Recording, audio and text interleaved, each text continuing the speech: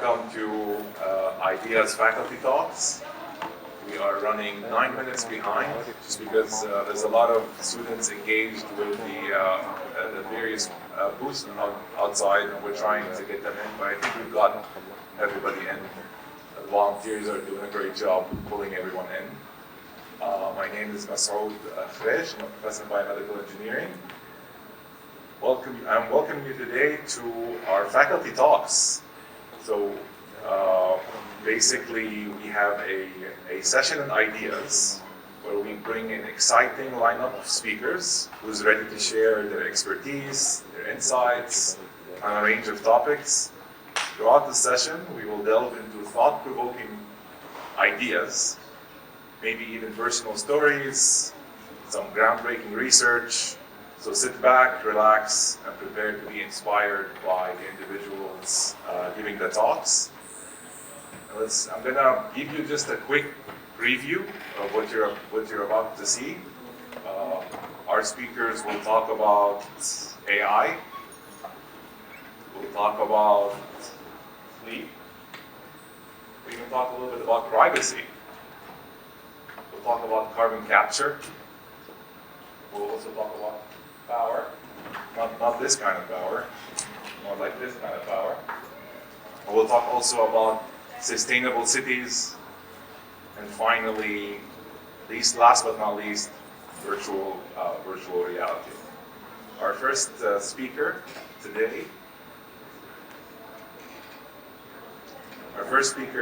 is Dr. Joseph Bokarji from mechanical engineering. Joseph develops machine learning algorithms that accelerate the discovery of physical laws in complex systems from data. He also uses artificial intelligence for musical instruments, design and development. Help me give a welcoming clap for.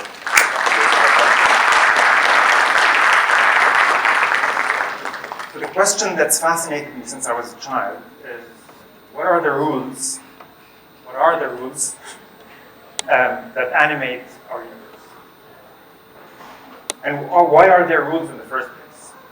How is it that we can take this complex reality, which is you, me, the trees, the bees, and compress them into scribbles on a paper of math?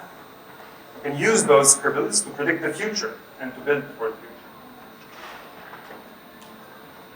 And when I started my undergrad at AUB, the story in my mind was that the world is made of things, that those things interact, and that sometimes we know those rules that we can use to predict the future. But mostly we don't. And I want to really take part in that discovery. Now it turns out the story is a bit more complicated, that all things are made of smaller things, and they're part of larger things. And I was fascinated by fluid dynamics, because there you have molecules. We know the interaction between the molecules. These are Newton's laws to a certain extent. And then we also know the rules at the large scale, Navier-Stokes equation. So we have some ideas of the rules at the small scale and the large scale for some systems, but it seems that it's not that easy to go from the small scales to the large scales in most cases. So the whole is more than the sum of the parts. And fluid dynamics is a simple problem. In fact, there are more complicated problems. During my PhD, I worked on granular materials. This is an example of sand from where it's being rotated, called the Taylor to wet flow. And you can see how these force chains emerge, and we really don't understand them very well yet. Of course, a more complicated problem is neuroscience. To a certain extent, we know how cells fire, how they work, to a certain extent. But when we put them together, you and I emerge. We don't really know how, when we put neurons together, a complex system, ideas. And of course, when you go to the organism scale or the ecological scale, this becomes much more complicated. So the story goes as like this. We have these types of equations, and mostly we collect observations. We design experiments where we collect these observations, x of t, x of t1 up to xtn. And historically, scientists have modeled these systems by hand. They think about the system, look at the trend of the data, and then try to come up with an equation that describes it. And once they have this equation, they solve these equations also by hand, and they make sure that the observations match the predictions. Easy, right? Not so easy. In fact, most systems are very high dimensional, so X can be very big. In that case, you can't really do things by hand. An example is neuroscience, where you have billions of neurons, or particles in the universe, or even in fluids. If you're just trying to simulate a cubic meter or cubic centimeter of a fluid, you have billions of, much more than billions of particles, and that takes a very long time. And F can be very nonlinear, which means that even solving these equations is not trivial.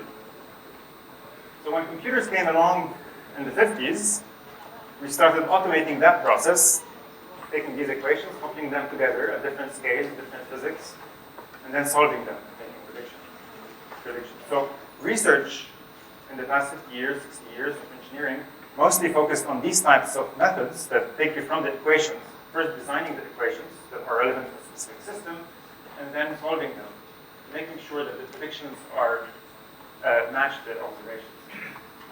So early on in my research, this is my FYP project. We designed a microfluidic channel where there's a flexible membrane and fluid flow, and we all simulated this on the computer. And we tried to match this with some approximations that we did analytically.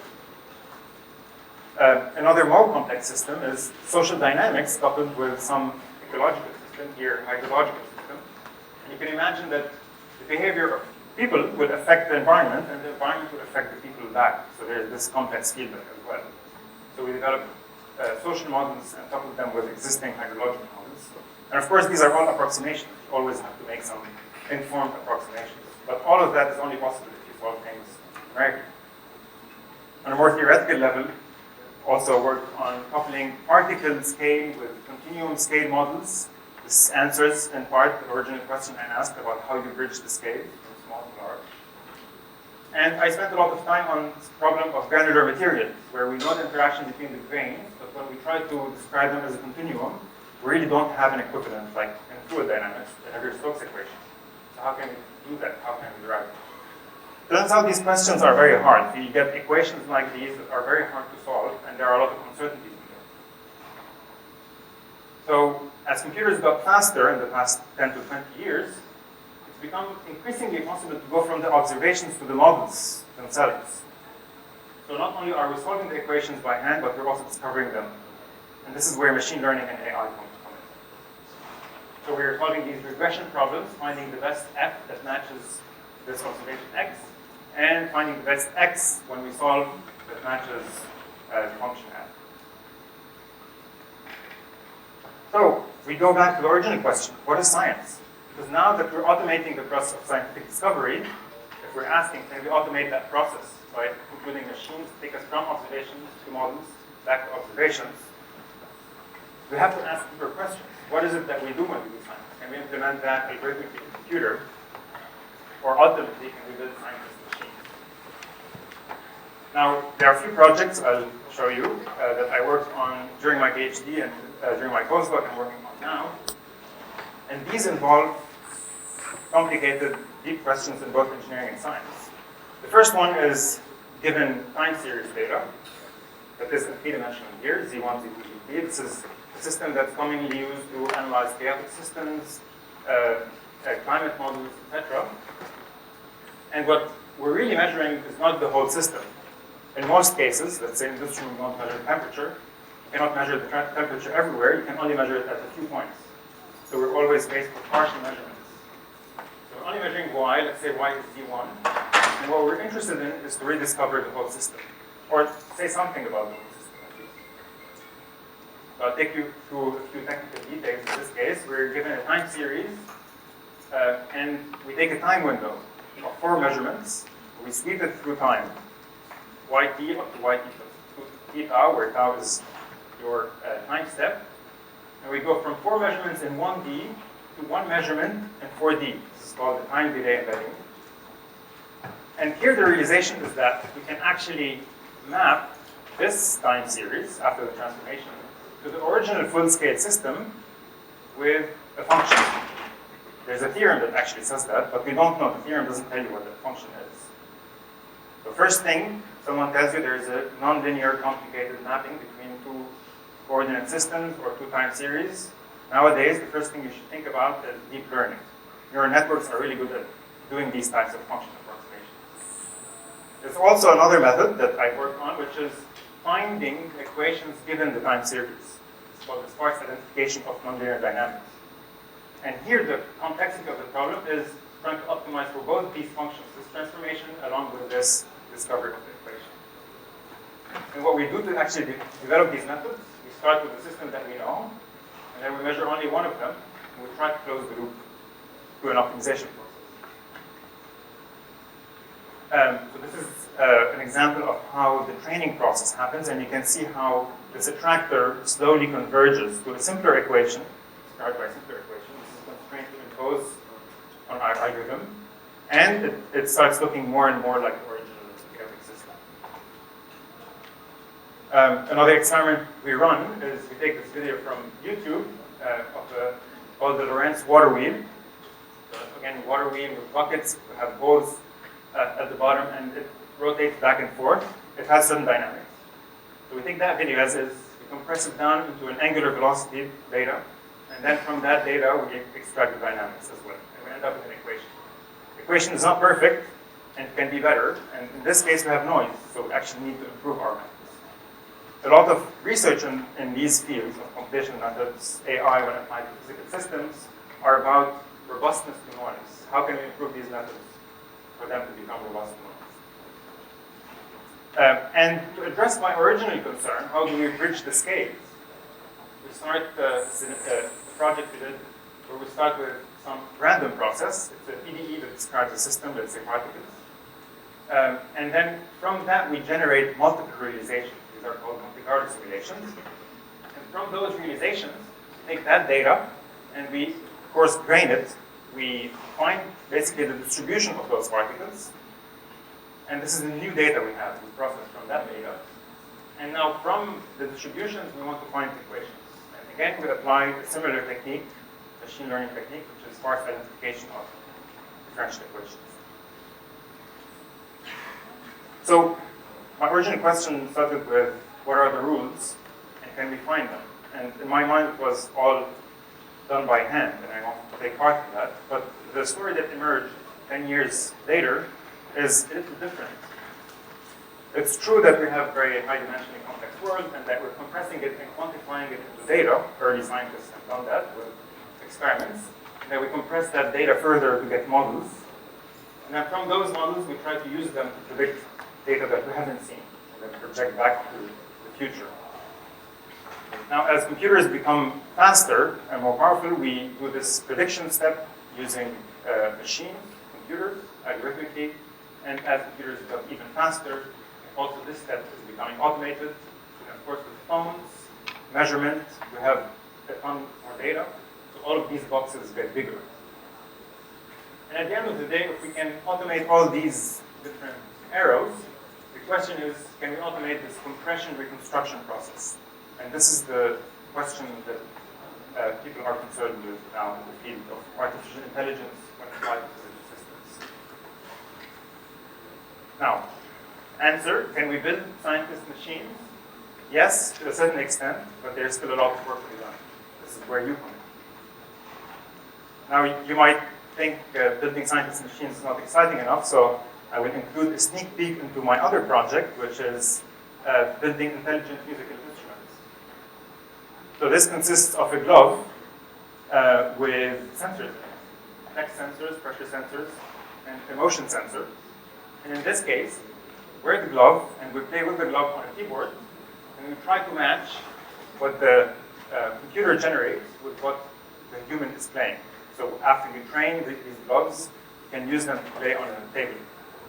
Now this is work in progress, and the gloves are not intelligent enough yet, but I'll give you a sneak peek into what the glove can do.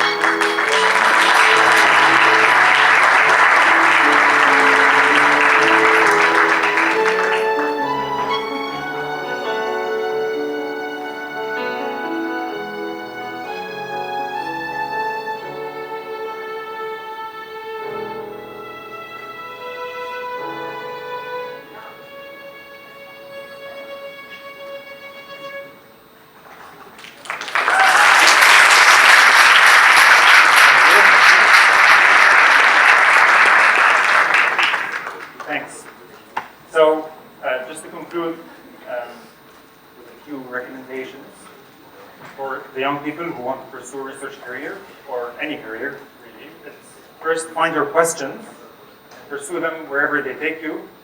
Don't make too many assumptions, and enjoy the journey. Thank you.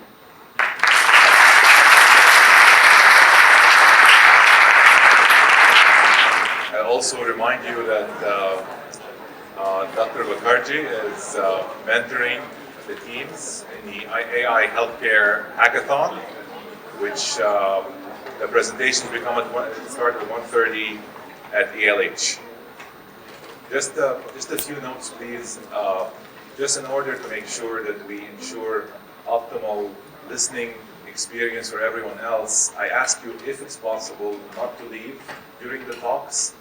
There's 15 minutes between talks, so if you can just time your exit between talks, that would be great. And if you don't mind shutting off your phone, that would be great.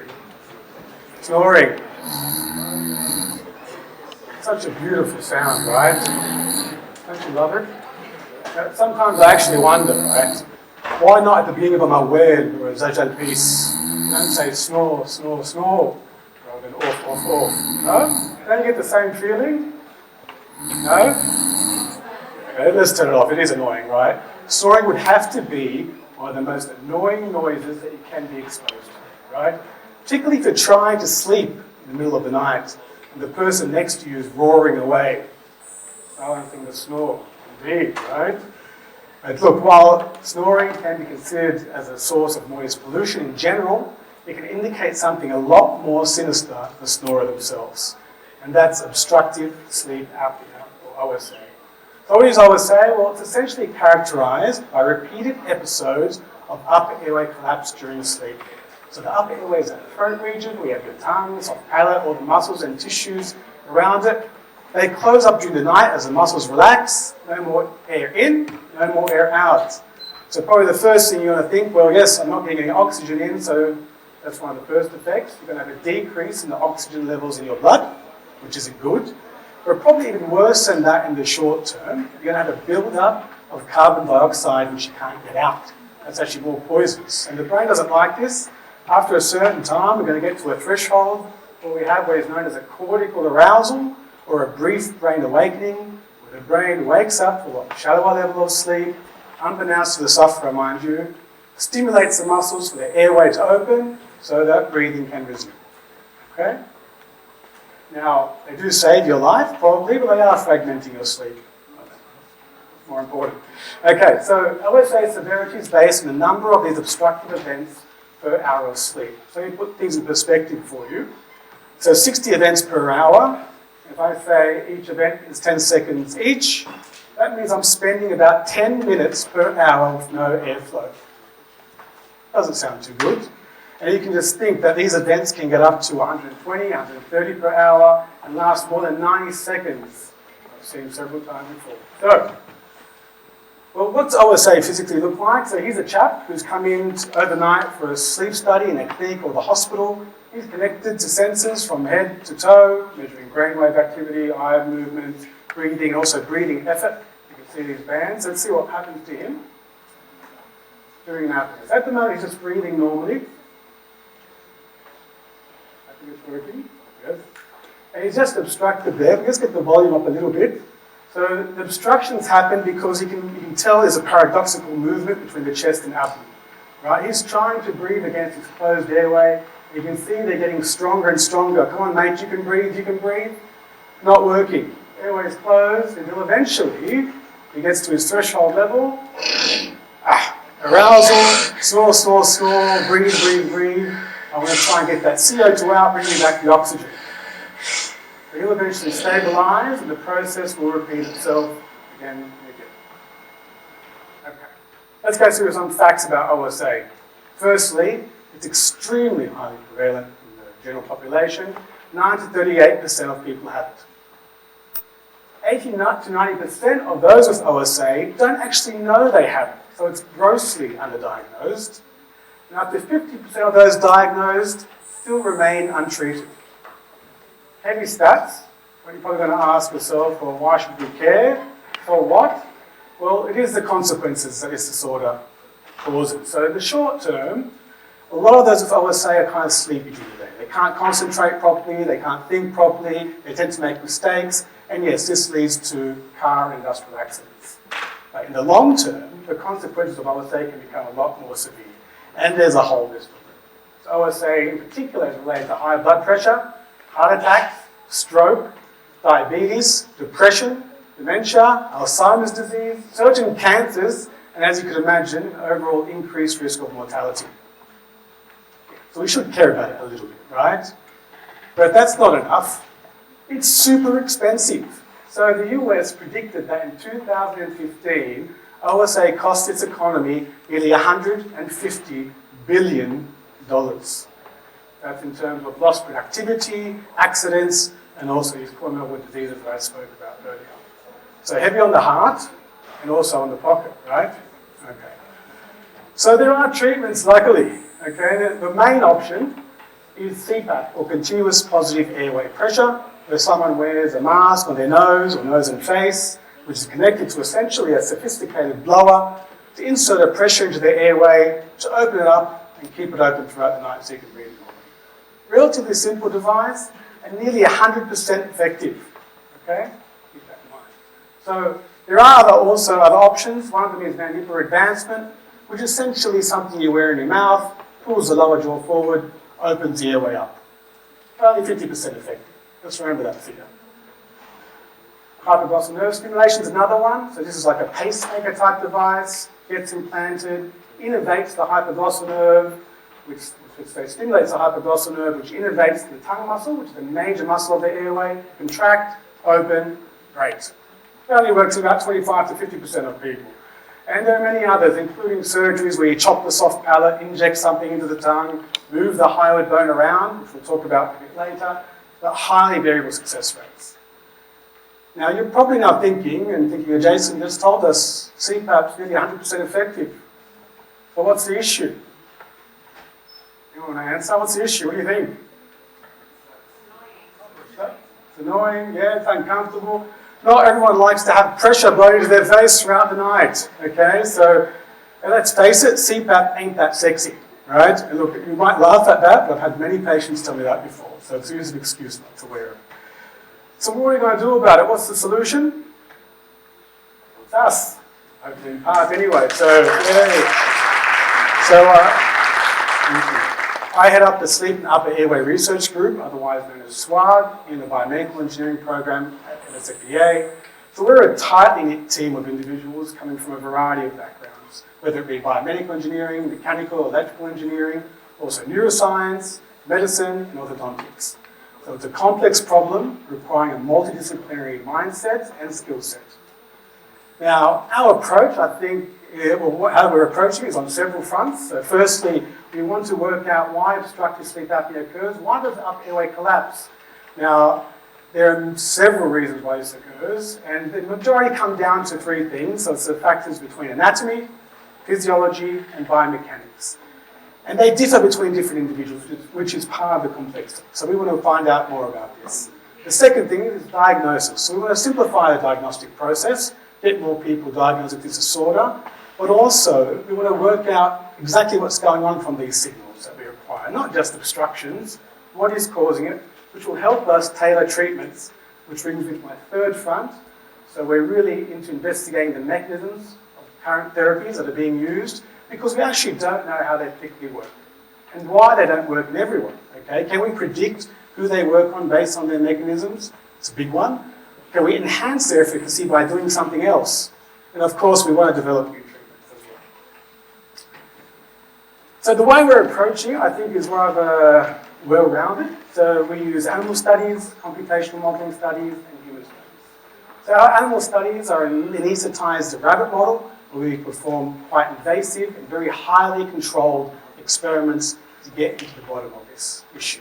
Okay? And probably the first thing I think about, well, do rabbits have OSA? No, they don't, but they are a great model. So the things that we can do in rabbits, we can't really do in humans. Okay? It's invasive, we do invasive measures. To get to mechanisms, we need those kind of experiments. And secondly, throughout history, rabbits have shown to have results directly translatable to the human circumstance in terms of the upper airway. Anyway, And you might be surprised, the rabbit does have a similar upper airway to us. So complementing our experimental model is our computational modeling. In here we can get really into the biomechanics of the upper airway, conduct simulations we can't normally conduct in a physiological model, get measures that we can't normally get in a physiological model, and they kind of work hand in hand. So they build on each other, they help validate each other and optimize each other, okay? And lastly, of course, the species we care about are humans in the end. So we do human studies, both acute ones during the day, device development and trying to predict mechanisms and treatment responses, but also detailed overnight sleep studies to get a lot of that data. And data is the word these days, so with that, we can potentially use machine learning type techniques to predict diagnosis or make predictions about treatment at least. So given the time, I'm just going to go through a couple of projects we've been working on very quickly, instead of throwing everything at you. Now, one particular aspect we're interested in is this hyoid bone. Very weird looking thing, isn't it, right? This thing sits at your throat just below your tongue. I'm not sure if you even know you had it. So if you walk up from your larynx up to your throat and pinch, you're going to feel something solid there, right? You can move it around. If you swallow, it's got to go up and come back down. So it is a mobile bone, and it's the only mobile bone in the body without any fixed attachments to the skull. And it has a number of muscles connected to it, right? Now, because of that, it has a primary function in a lot of upper airway functions like speech, chewing, swallowing, and deep breathing. Now, interestingly, this bone sits more caudal or lower in those with OSA. The lower it sits, the more severe the OSA. So, gives an indication that at least has something to do with it either indirectly or directly. So surgeons have gone, okay, let's go reposition this bone to treat sleep apnea. Yeah, but their results are quite variable. And this was really surprising to us, right? It's such a central structure. What's going on? There's something not being done right. I'm not saying it should be 100%, but it shouldn't be 17%. So we've gone and asked ourselves these questions and we've come up with two potential issues. Firstly, surgeons don't take into account the baseline position of the hyoid, which means the natural position where you're just lying down before they do the surgeries. Second, they don't prescribe the surgical repositioning. They just pull it in one direction or the other. There's no angle or magnitude associated with it to get to the optimal position. So we wanted to really investigate these factors. We did it in our animal and computational models. I'll just briefly show you some results from our computational modeling related to upper airway collapsibility, because it is one of those primary metrics. Now, what's collapsibility? Closing of the airway, right? When I breathe in, if the airway closes at low negative pressures, that means I'm very collapsible. The more negative pressure I require to close my airway, the less collapsible I am, the less likely I am to have OSA. You can think of it like that. So here we did move the hyoid bone in different directions, so up, down, forward, in between, in different magnitudes, and look at that collapsibility. So positive is increasing collapsibility, negative is down, and just by looking at this plot, you can see there's different patterns of the lines, right? This direction going down actually increases collapsibility. This one going up decreases a little bit. You've got these three down the bottom here, which are really causing the airway to be less collapsible and less likely to have OSA, and they're magnitude dependent. These are forward-based directions. We also combined this with the baseline position. I'm not going to show the results, and showed that these surgical repositioning techniques do depend where the hyoid is. Now, these results are quite significant, right? Because they're going to enable us to go to surgeons and say, look, guys, you need to think about where the hyoid is, where you should be putting it to get to an optimal position for this particular person. Do we know what the optimal is yet? No, that needs a bit more research, but we've laid down the foundations for us to look into this. Now, along these lines of the hyoid, because we think it's so important, we thought to look at it in combination with mandibular advancement. So the hyoid has connections to your lower jaw, right? If you recall, I said, remember the figure. How many people get treated with mandibular advancement? What's the percent? 50. Some people are paying attention, which is great. So 50%. Can I improve that by repositioning the bone because it's connected to the mandible? So yes, let's try and do this. So for the first time ever, we used an anesthetized rabbit model to combine these two together. This plot is similar to before. Now I've got mandibular advancement on the X, pulling forward. Each line is for high repositioning levels of 2 and 4. So if I just choose this point, so mandibular advancement 4 millimeters, red line is hard repositioning 4 millimeters, I'm collapsing at minus 3.5 centimeters of water. mandibular advancement on its own at 4 millimeters, -1. So it's improving that outcome significantly. So we've got the proof of concept. Next is we want to go and try this out in the real circumstance. So perhaps someone who's not responding, we can pull up their heart or move it forward to get them to respond. Now, we're really on this approach now of combination therapy. So maybe hypoglossal nerve stimulation and the higher bone together will work, etc., etc. I'm not going to take too much longer, but I thought just to leave with one thing that's really hot out of the oven, and I haven't spoken about it before actually. So we've just recently, in collaboration with colleagues in Australia, developed a really novel upper airway imaging probe that can be inserted into the airway using optical coherence tomography, which is just a laser that spins and maps it out. And we can measure at several levels along its length, while at the same time also measuring breathing pressure.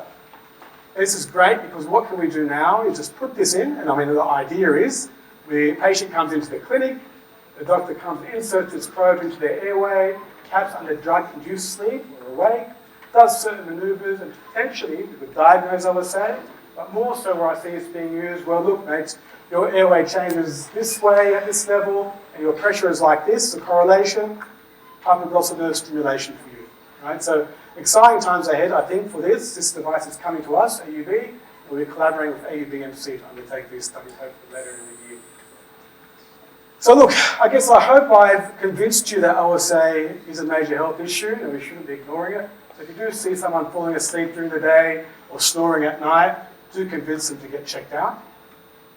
And the way that we're going to tackle and win against this is from several fronts. So we need to really know what's happening with the upper airway and OSA. We really need to diagnose it better and treat it better. And I think us as engineers, we're in a prime position to help with this issue because now we're looking towards device development for diagnosis, device development, treatment, and even methodological development, such as with machine learning, to process all that data we get and make really good use of it. So perhaps if we continue down this research, we're going to actually get closer to silencing the snore, and probably reduce a bit of the divorce rate, potentially murder rates as well. And thank you. Okay, we continue our talks today. We had two wonderful talks. We're about to move to our third wonderful talk. Please join me in welcoming Dr. Ibrahim Isa from EECE. Dr. Ibrahim Isa's talk is about privacy. Titled Privacy is Dead, Long Live Privacy. Sounds like an exciting talk. Dr. Isa's research interests are at the intersection of privacy, security, and information theory. He has been recently working on privacy problems in the context of machine learning. Welcome, Dr. Isa. Good afternoon, everyone, for coming. So I'll be talking about privacy. And for this talk, what we mean by privacy is data privacy or information privacy, online privacy. So what got me interested in this area is that privacy is both a social problem and a technological / mathematical problem. And being a social problem, we will naturally have different views on privacy. What does privacy mean to you? And one view is exemplified by the following statement, which is privacy is no longer a social norm. Like people used to care about privacy, but now everybody shares everything and no one cares. And this statement, maybe not surprisingly, was said by Mark Zuckerberg, the CEO of Facebook. But maybe on the other extreme, a different view is exemplified by the following quote, which is, I believe privacy-focused communications platform will become even more important than today's open platforms. Okay, any guesses who said this quote? Also Mark Zuckerberg. Okay, so what's the difference between these two is just 9 years, between 2010 and 2019. And what happened between these 2 years is that several scandals and much bigger awareness globally of the importance of privacy and the dangers of privacy violations. I'll give you just a few examples. So this was 9 years ago where Facebook conducted an experiment on their users by saying, can they change their moods? Can they make them a little bit happier, a little bit more anxious, a little bit sadder, by just changing what feed they show them. So they change the Facebook feed and see how it affects them. And maybe not surprisingly, it turns out that they can affect the moods of their users. And this experiment was conducted without the users knowing it's being conducted. Okay? And more recently, there was a much bigger scandal in 2016, which you might have heard about if you were following the US elections at that time, which is related to a company called Cambridge Analytica, which harvested the data of 50 million Facebook users in order to create specified targeted ads that will influence their decisions during elections. Okay, and we see these kinds of data being used against users in many ways, including, for example, recently by governments to identify anti-government activists, or let's say pro-Palestinian activists, and so on. Okay, so now that we have a better understanding of the importance of privacy, we actually realize that privacy is enshrined in the Universal Declaration of Human Rights, but we do not have a clear understanding of how data fits in that picture. But more recently, Europe, there is a European law called GDPR, which is General Data Protection Regulation, which enforces how data should be handled online and gives back to the user control over their data. Okay, so how do you model this from an engineering perspective? I'm going to show a very simple model. You have two entities. One entity has data and is interested in some service, and another entity is willing to provide the service and is interested in the data. So, for example, you are a Facebook user, you want the Facebook service to be able to post, to connect to friends, and what they want is your data so that they can sell it to other providers. Okay? But this applies to many other contexts like Google or Twitter and so on. Now, for this talk, I'm going to slightly change the setup and say instead of one user with their own data, what we have is a private database. So it's a collection of users, and they were storing all their private data in one database. You can think of this as some hospital records, for instance. So they should be private.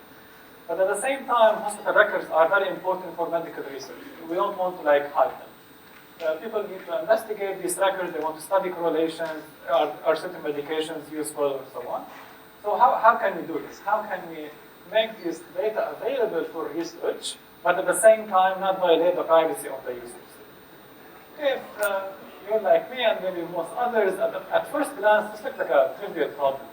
Okay, just publish this data, but remove any identifying information. Don't put names, don't put IDs, don't put addresses. Okay, cool. And it turns out things are more subtle because that's exactly what they did in Massachusetts in '97. They published hospital records, anonymized. No names, no addresses, but it has zip code, so the area of the patient, and gender, birth date, in addition to diagnosis and so on. And then one researcher at MIT called Latanya Sweeney bought the voter registration records for like $10. You can buy these, and they have an overlap in the data in addition to name and address. But they also have zip code, gender, and birth date. And it turns out that from these three entries, you can, most of the time, determine exactly who the person is. And then what Sweeney did was actually find the record of the governor of Massachusetts, and she made him his medical record. Okay, so that's not a funny surprise. Okay, and a similar problem happened in Netflix a few years later, where they published an anonymized database, but again, the publishing was not successful, was not really anonymous, and they were sued. Okay, so in most of these examples, we publish an entire database, so you can say, okay, I want to have more control. I'm not going to publish the entire database. I'm going to say, I'm going to keep my data to myself, and anybody who wants to use it, they can query, and I will answer them. Okay, you want to find out what's the correlation between a certain medication and a certain disease, I will compute it for you, and I'll give you the answer. Okay? Sounds fair enough, and again, you think, okay, now the problem is again trivial. How to preserve privacy? Just don't answer overly specific queries. Like if somebody asks, like, what is the diagnosis of Rahim Asa? Don't answer. But any group queries, other overall statistics is fine. Okay. Turns out, again, not fine. This is an example. Let's say you query the AUB database, like what is the average salary of an ECA professor? And you get back an answer, 70K. This is, I don't know if that's real, just a number. Okay. Well, what's the problem? Okay. From this number, you cannot deduce any salary. We have like 30 professors, right? But the issue is, suppose the analyst asked this question in fall 2018, and then they ask again in spring 2019, and they get a different answer. Why did they get a different answer? Because I joined the department. Okay? So from these two numbers, they can exactly get my salary. Okay, and I don't want to reveal my salary in general, so it's again a privacy violation. So what's the takeaway from all of these examples is that we really cannot have like ad hoc measures to preserve privacy. We need a systematic approach, a mathematical model. And this is like the first big hurdle in privacy research, like how do you properly model privacy? And there have been over 80 attempts. Okay, you can find over 80 definitions in the literature. I'll talk about the most successful one, which is called differential privacy, which again looks at the model where you are querying the database. And what it says, like your system is private if it satisfies the following constraint. Okay, it says okay, if an analyst queries a query, let's call it Q, it's a question, compute something, and let's say later the database changes by one slight change, one entry changes. For example, I was not in the department, and then I joined the department. One entry change. And then the querier asks the same question. And then they get another answer, B. So what differential privacy imposes is that the answers A and B are, if there is a change, it's undetectable. Okay? What does that really mean? Like if there are two numbers, what does it mean that you cannot detect the difference between two numbers? Well, this is where it comes in, which is slightly unintuitive, is that we are going to use randomization. So I no longer have a fixed answer. I intentionally introduce noise. So this might sound a little bit weird, so it's worth repeating. So we're saying when the query asks a question, when the analyst asks query to the database will compute the true answer and then intentionally add noise. Why are we doing this? Because we have conflicting goals. On the one hand, we want to give a useful answer. On the other hand, I want to preserve privacy. So what this noise is doing is hiding the difference between the two real answers. So crucially, the parameter or the variance of the noise we are adding has to depend on what kind of question is being asked. Okay? And please, slightly more technical, if you will allow me, is that what differential privacy guarantees is that if an answer was unlikely previously in the database, after the database changes, the answer remains unlikely. Okay? All right, so the takeaway from this is that we have to use randomization in order to preserve privacy. There is no way to answer things exactly and preserve privacy, so we have a privacy accuracy trade-off. If you want more privacy, you have to sacrifice some accuracy and vice versa, right? And this is where a big chunk of the research that is happening is at the trade-off of privacy and accuracy, because this also factors in private machine learning. Okay, how do you get a certain level of accuracy while preserving the privacy of the data set? Okay, so let me finally talk about our own contribution. So this is a joint work that has been published actually with an AUB undergraduate student, where we looked at upgrading the framework of differential privacy. And of course, we are inspired by the initial constraint, which says any unlikely answer should remain unlikely. So this is looking at ratio. So if the probability was small before, then the new probability should be again small. We're looking at the ratio. And so it makes sense to look also at the difference, in the sense that for any probability should not change by much. Okay? The probability of any answer.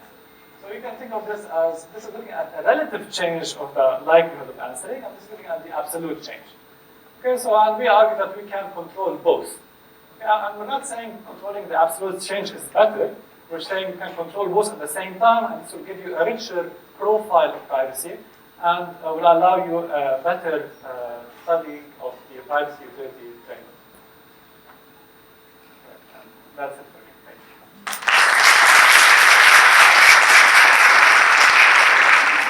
Okay, so moving along, our next speaker comes from chemical engineering, Dr. Qasim Gharaib.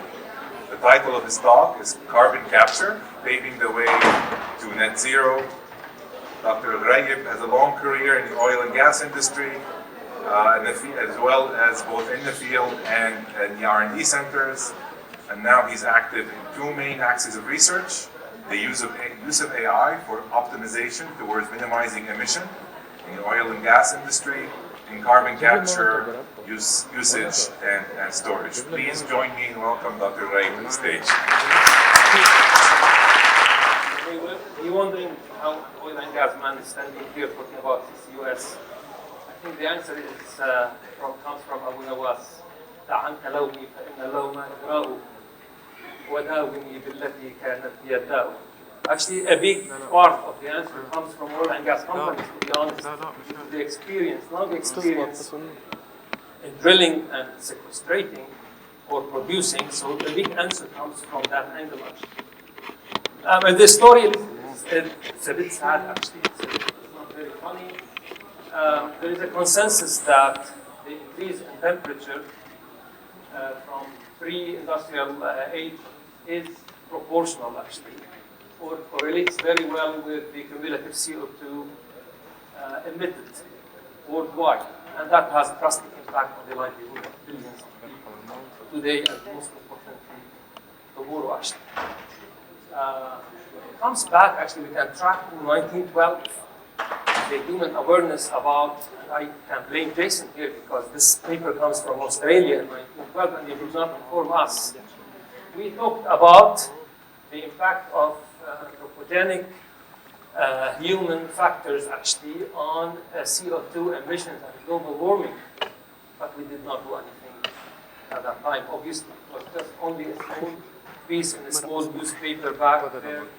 It was in 1974 where the first significant and dedicated paper from Nature that relates very well the the direct impact of human emissions on the global warming.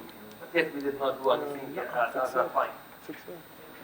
The first serious action that starts in 1988, actually, by where the IPCC was born. This is the United Nations body to assess the impact, the scientific part of global warming. The same year, a scientist from NASA, he testified to the US Senate about, global warming is here and it's impacting us. But in fact, we did not do anything at that time. We just did business as usual.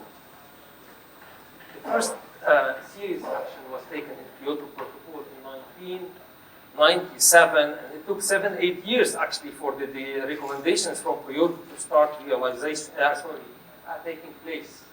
In 2010, it was the first time we talked about the 1.5 degrees, famous 1.5 degrees actually. And then comes the Paris Agreement where they paved the road, actually the path for the so-called net zero and the need to limit the temperature rise to 1.5 degrees by 2050. Sorry, we need to reach net zero by 2050 if we want to limit the temperature increase to 1.5 degrees in 2100. What does it mean, actually, CO2 emission? I mean, some orders of magnitude. To generate 1 kilowatt hour of electricity, we emit between 0.5 kilogram to 1 kilogram of CO2, depending whether we are burning gas or we are burning coal, for instance. Coal emits more than twice what the gas emits. CO2 emissions for a liter of gasoline, we emit 2.34 kilogram of CO2 for every single liter of gasoline that we burn. A typical passenger vehicle, and here is Noor, actually. Noor is a person, Noor Sharafi is there. This is the research from Noor. A typical passenger vehicle emits around 4.6 metric tons per year of CO2. Just each of us, in our vehicles, we emit that much. When it comes to per capita emissions, each of us, in average, emits about 4 tons of CO2 per year. But here we don't have to fall into the flow of average that I teach in the 301. Some emit much less than others. For instance, every American emits 8 times more than one Indonesian, Egyptian, Brazilian, Indian, Filipino, Pakistani, Nigerian, or Bangladesh. Every American. Chinese are emitting a lot now, but China is leading the role in sustainability by far now. They are taking the driving seat in terms of sustainability. Lebanon is added here just for just to give an order of magnitude of how much we are emitting today.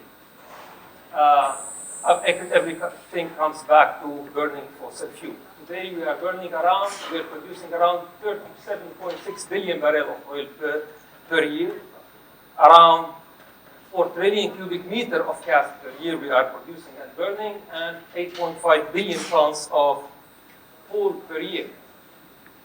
And as I mentioned before, I mean, if we are burning if we are producing 1 kilowatt hour of gas, burning coal or gas, it's different.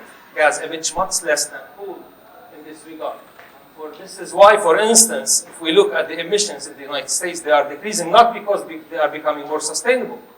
Actually, if you look here, they are not improving in terms of the share of sustainable energy in the bigger picture of things, but the replacement of gas, of coal by gas is improving the emission there in the United States. This is how much we are emitting. Today we are emitting around 37.4 billion tons of CO2 per year. This is what we are emitting today. Hopefully we are plateauing.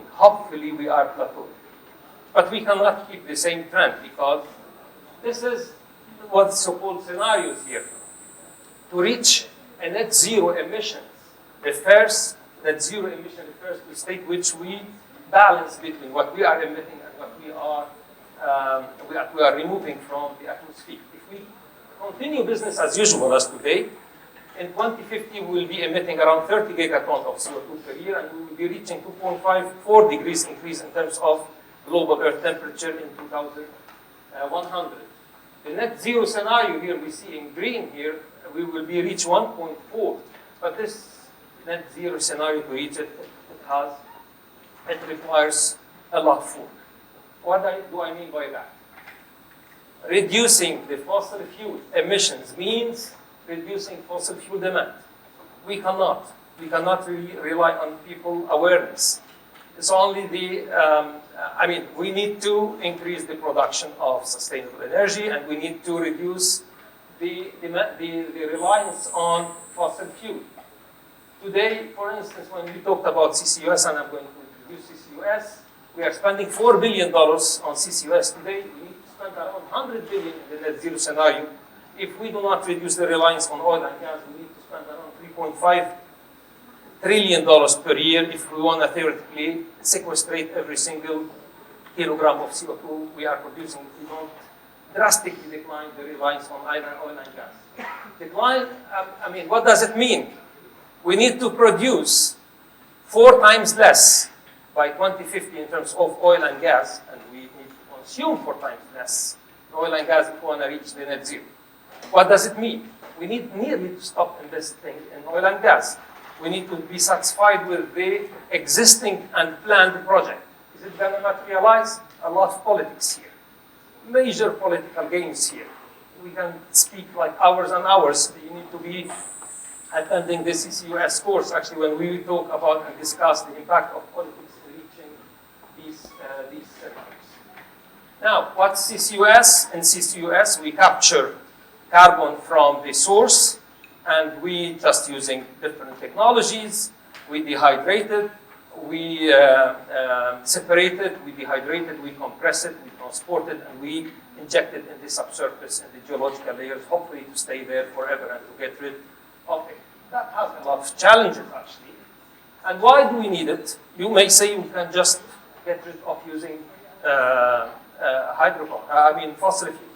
We need it to, this could be retrofitted to existing plants, for instance, to get rid of the CO2 that's being produced. We're not going to convince India now to replace the entire fleet of their plants and just use solar power. It's not going to happen.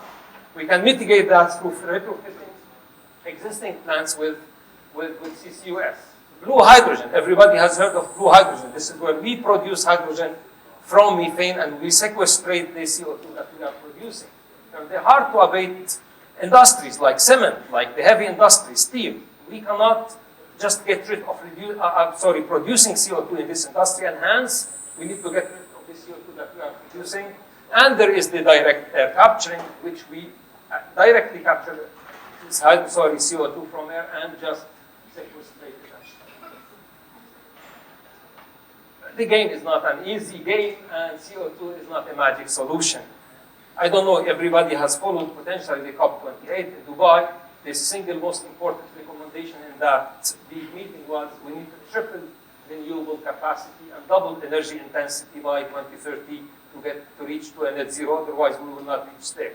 CCUS can play between 8 and 13% in terms of getting rid of CO2 in this entire game, but that's only a minor player. The major player is sustainability, sustainable energy, and efficiency in what we are doing here. Today, we have CCUS projects that are sequestrating around 50 megaton of CO2. We need to go to 1 gigaton per year in 2030. There is a major scalability issue here. And yet, today, the most important project exists are actually in the oil and gas, where we are using CO2 to enhance oil recovery. It's like a cyclic effect. Luckily, most of the CCUS projects that are coming under construction or they are planned, they are dedicated CCUS projects in which we are capturing CO2, or we are injecting CO2 in saline aquifer, just as a dedicated project, not for oil and gas in this regard.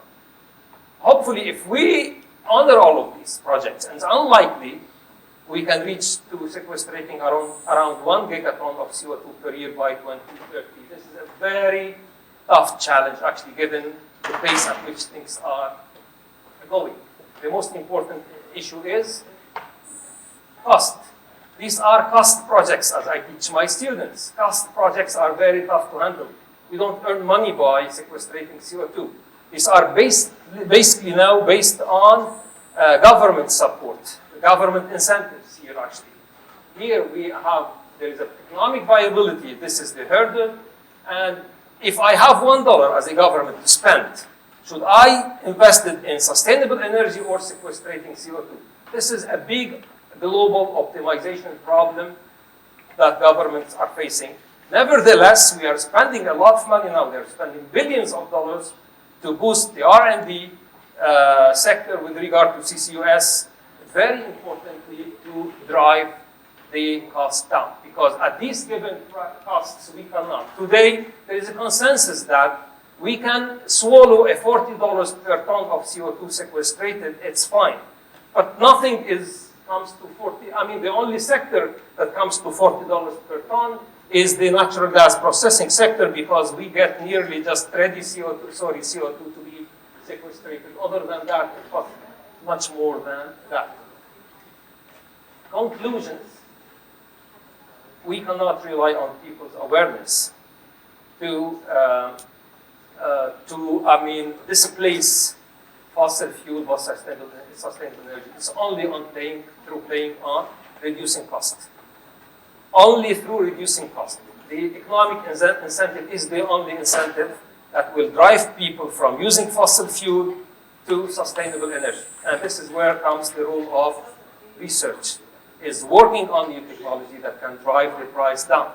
This is the single most important thing that I would conclude with. At AUB, there is a major role to play. I always think there is a huge chunk of R&D money that is there to be picked.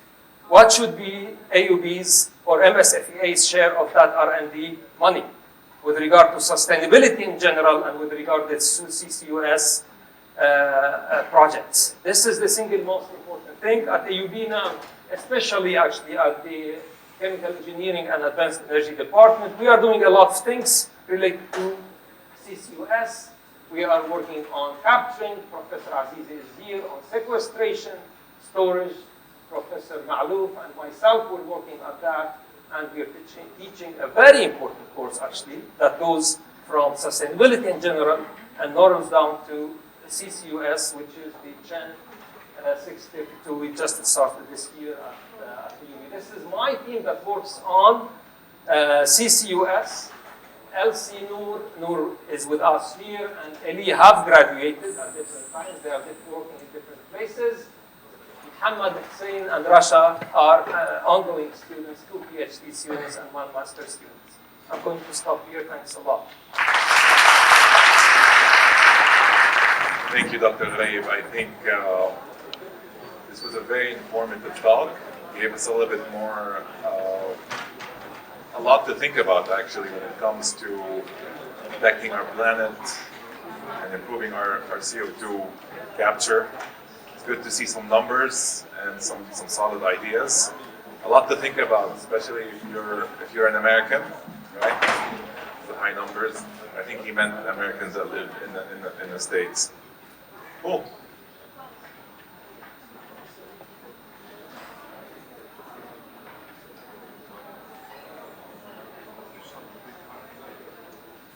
So our next speaker comes from the Industrial Engineering Department.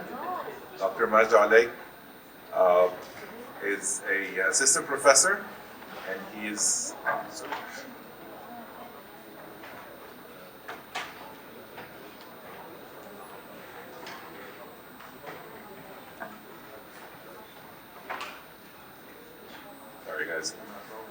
sorry, Majd. Majd is an assistant professor at the Department of Industrial Engineering and Management at the American University of Beirut. His research is in the area of modeling the ongoing energy transition, especially in developing countries. And Dr. Alek is a wonderful soccer player as well. Help me welcome Majd to the stage, please. And my presentation will start with Lebanon and zoom out a bit to get the world view and go back to Lebanon. So just to get a view of what's happening on the decentralized level, it's not a surprise to all of us. We're seeing rooftop solar popping up everywhere. And over the last few years, the years of the crisis, more than 1 gigawatt of renewable energy capacity on the distributed level, mainly PV, was installed in Lebanon. And well, this is not very surprising given that, well, we don't have centralized electricity, mainly. We have EDL. Well, if we take a step backward and look at the world does not have EDL, especially in developed economies of the US, the EU, and China. And all over the place, we can see that decentralized photovoltaic capacities and wind capacities are increasing. And we're seeing that more than 60 gigawatt of that capacity is being added on a yearly basis, almost, with vast majority, more than 60%, coming from developed economies. So why is that happening? And to answer a bit the question, we have to take a bit of a step back and look at the historical context. So those famous people invented some famous equations and blended their names to some famous units in electricity. But once those people established the sector, 2 other people, Edison and Nikola Tesla, basically operationalized the sector. So how did that happen? Well, Mr. Edison was the founder of the first electric utility. He called it the Illuminating Company. So it was a company to provide lighting to people based on electricity. And because of his choices in life, he chose direct current to transmit electricity. And this meant that when he wanted to provide lighting to central Manhattan, he had to put the power plant in central Manhattan. And this was the first power plant ever built. And then Mr. Tesla came and convinced the whole world that, well, AC electricity is the way to go, alternating current, because it allows us to transmit electricity to longer distances, and it works better.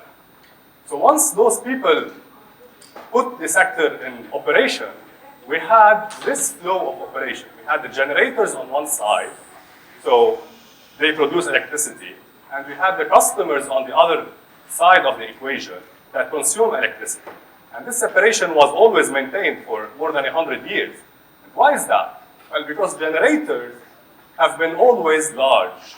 An operating unit in a power plant is tens of megawatts, if not hundreds of megawatts in size. And this is much larger than the need of a household or a small community. They are fuel-based. So by being fuel-based, they depend on access to continuous access to fuel. which requires also an established set of infrastructure, pipelines, and so on.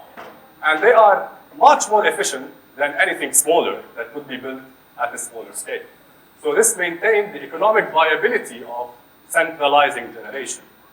Yet, what we saw in recent history, in the last decade and a bit more, was the huge drop in the cost and efficiency of renewable energy systems. And basically, until recently, renewable energy systems were not economic. But recently, they reached what we call grid parity. So they are now not only environmentally friendlier, they can be cheaper in many parts of the world. And this applies for PV and wind technologies. Now, why is that important? This is important because at first, the renewable energy do not depend on fuel, which eliminates the need for an infrastructure that continuously delivers this fuel to them. Second thing is that renewable energy technologies are very modular.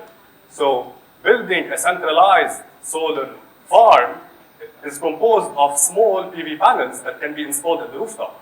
So it's almost the same efficiency that you can get from a large system and a small system, which basically allows decentralization. So now, for the first time in history, customers are able to produce electricity at a cost that is similar, not exactly the same, but similar to centralized electricity production, thanks to the usage of renewable energy. And basically, customers are no longer isolated in this spectrum of possibilities, and now they are prosumers. So they can consume electricity and produce electricity at the same time. And this complicates the story because the way the grids are designed is not to accommodate those customers that act as producers. So now they are playing a dual role, and the network at the smaller level, at the small scale, should really understand the needs of the customers and their generation capacity. So now planning these small networks requires really understanding the local context, and it's not the same planning for rural Bangladesh and for rural areas in the US, because the system is totally different, the needs are totally different, the smart homes usage and other systems are totally different. And this is where localization is very important. So taking a look at this, we basically said that we want to consider developing countries also, because these countries have issues with generation. So they do not have stable generation at centralized level. And also they can have issues with grid access, which means that some population do not even have access to the grid. So how does that come into play when we talk back about Lebanon? So we considered a case with a master student, and we looked at the Ba'abda region, particularly at the higher Matan area, and we said, what if this community today in Lebanon decided that they want to handle their electricity needs, and they want to make sure that they supply enough electricity to meet demand at every time possible. And they want to do that in a decentralized manner, depending only on decentralized technology, whether solar, wind, batteries, or the famous diesel generators. So how would they go about this? Well, of course, they have always in mind the issue of minimizing the cost. So the problem with such systems, especially when we talk about renewable energy, is that the output of electricity is really weather dependent. So the modeling of the weather conditions should come into play, and we cannot always talk about averages, neither in the supply level nor in the demand level. And this means also that the models have to be granular to account for the daily variation, the hourly variation, or sub-hourly variation in demand and supply, which also incorporates some elements of clustering and machine learning to come up with reasonable inputs to make sure that supply is always meeting demand. Now, introducing the Lebanese complexities on top of that, we have all the policy uncertainty. And this is essential to determine how this decentralized grid can be developed. One of the main uncertainties is the everlasting question: when will we ever have reliable 24-hour electricity? And this has been a question that we live our lives throughout. And this is a key grid element. When will the reliable grid be available? What will be the price of electricity when the reliable grid is available? And what would be the price that customers who sell back to the grid some renewable energy be basically compensated for, and which we call the feed-in tariff, the FIT. So this is where the Lebanization of the model comes. So let's take an example. let's say that we know these. Let's say that we know these for certainty, and we have the best ever Ministry of Energy and EDL and everybody, Council of Ministers, and they tell us that, you know what, in 5 years, we will have reliable central electricity.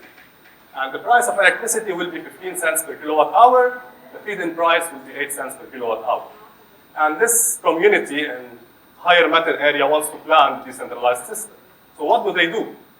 Well, running the optimization models, we end up with something like this. This is the capacity plan, how much to install from the 4 types of technologies that we discussed throughout the lifetime of the project. And we're starting with some diesel, a lot of PV, a lot of wind, and some battery resources. And when the grid arrives in year 5, we're saying that we get rid of the diesel generators and we get rid of the batteries because running them is no longer economic. So yeah, well, this is a long-term view on the system.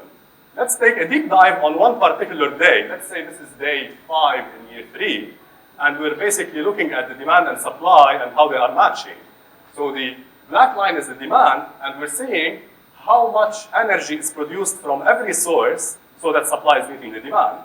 And as expected, we're seeing that PV is used during the day, and then we are charging the batteries during the day, and then during the night, we're discharging the batteries and using diesel generators. At the same time, wind is generated in a way that follows the weather conditions. How much wind do we have at the end of the day? So this is just one particular case. So, but the cases are many, right? So let's take a step back and consider a whole bunch of cases. So here we're looking at 12 different cases for 2 of these 3 major uncertainties. When will the grid be available, and what would be the price of electricity? And we can see that the optimal decisions for that community will really differ based on the case. So on the top left, we're seeing that they are not installing at all any wind with a little bit of diesel, while here they're installing everything and they're retiring almost nothing throughout the lifetime of the project. So that's when we need to consider uncertainty into planning, and we transform the problem into a stochastic optimization problem, where basically we don't want to have the supply meeting the demand only every time, but also across all scenarios.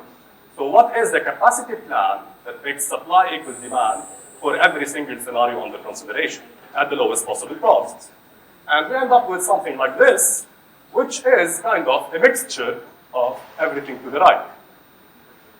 So now we have determined some certain solutions and some solutions that work under uncertainty. And this allows us to quantify the cost of uncertainty.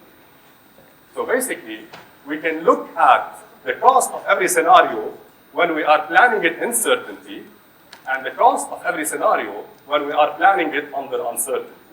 And the difference between these costs are basically the cost of the uncertainty itself at the policy level.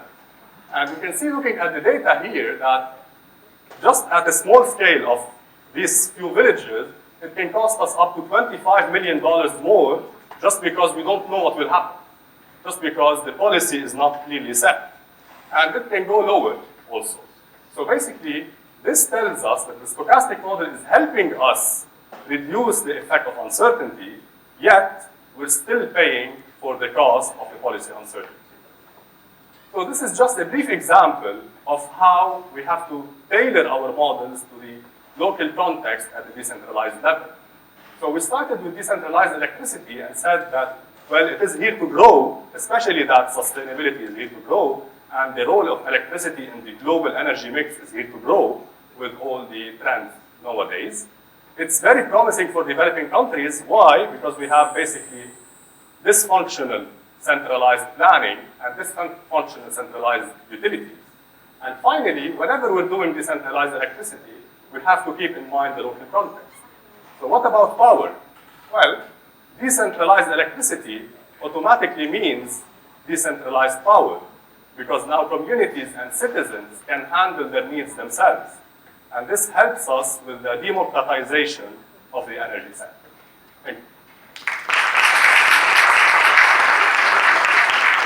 So I hope you guys enjoyed our last talk about decentralized energy. So actually, I learned a new term, or heard managed to coin a new term, Lebanization. I like that. In a way, it's true because we've done just some unusual things to power grids in Lebanon, at least in the past 10 years. Our next speaker comes from landscape architecture.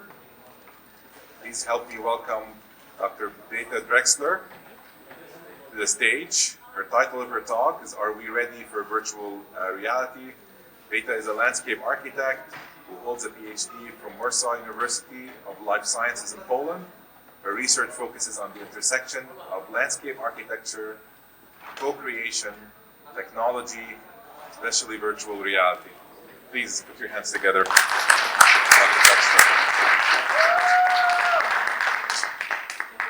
Basically, we are trying to make our outdoor spaces healthier, safer, and beautiful.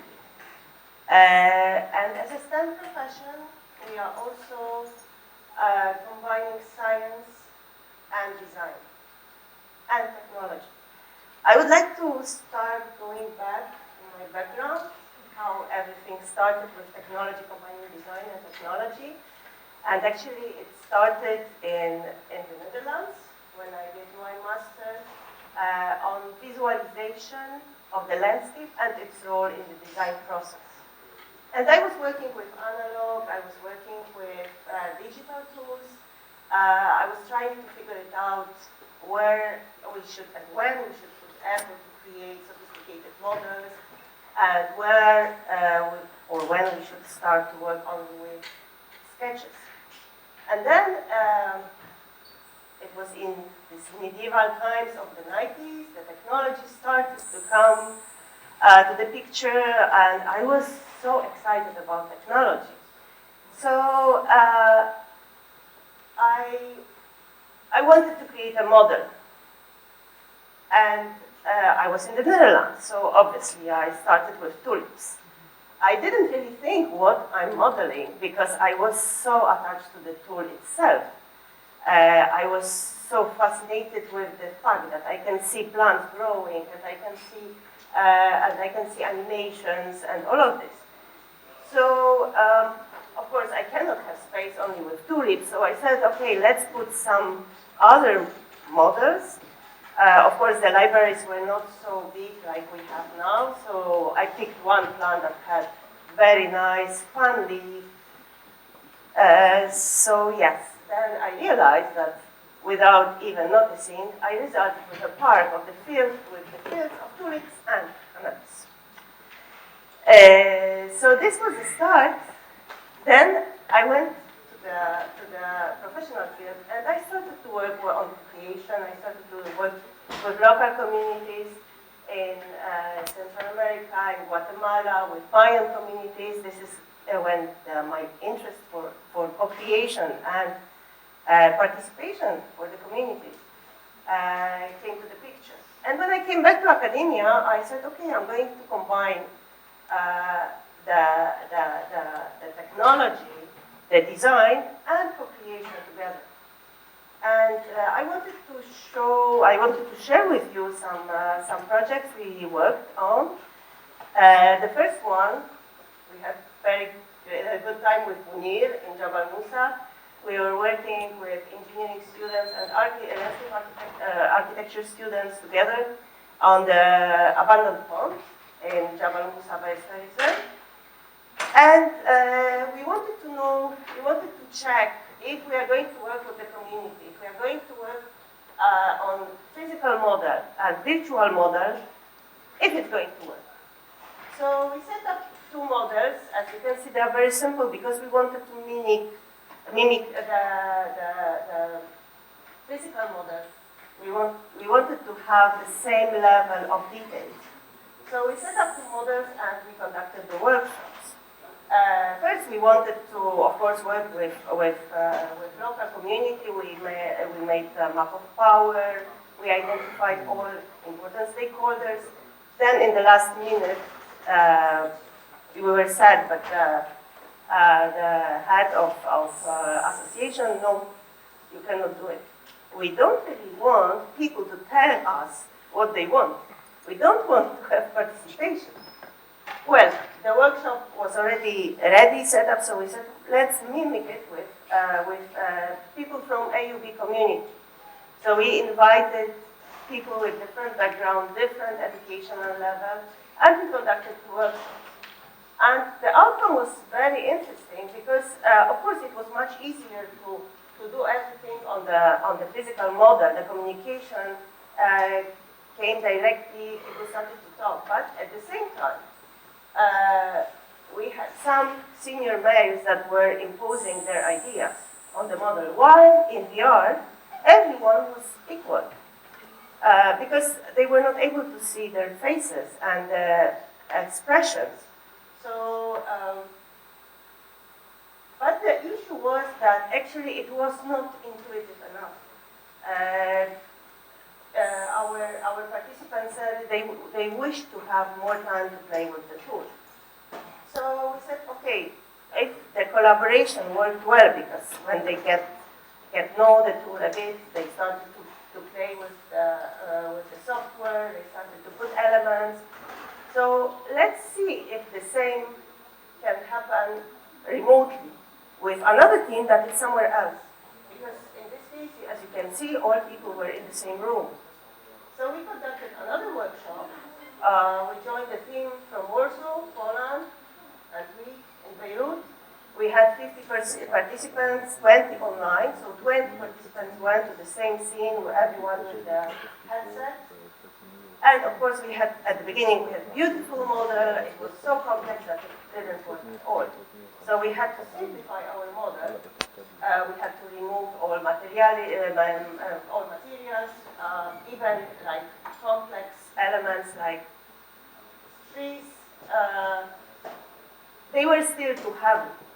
So the only way that we were able to see the model, we had to freeze the whole model.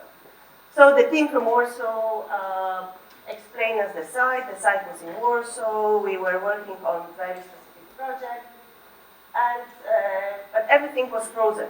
We were able only to see. Our students that were also experienced because they worked on another project before. They asked, let's play, let's add our elements. So we had to unfreeze the model. And then everything crashed, and one student by accident deleted the whole model. So this is what happened.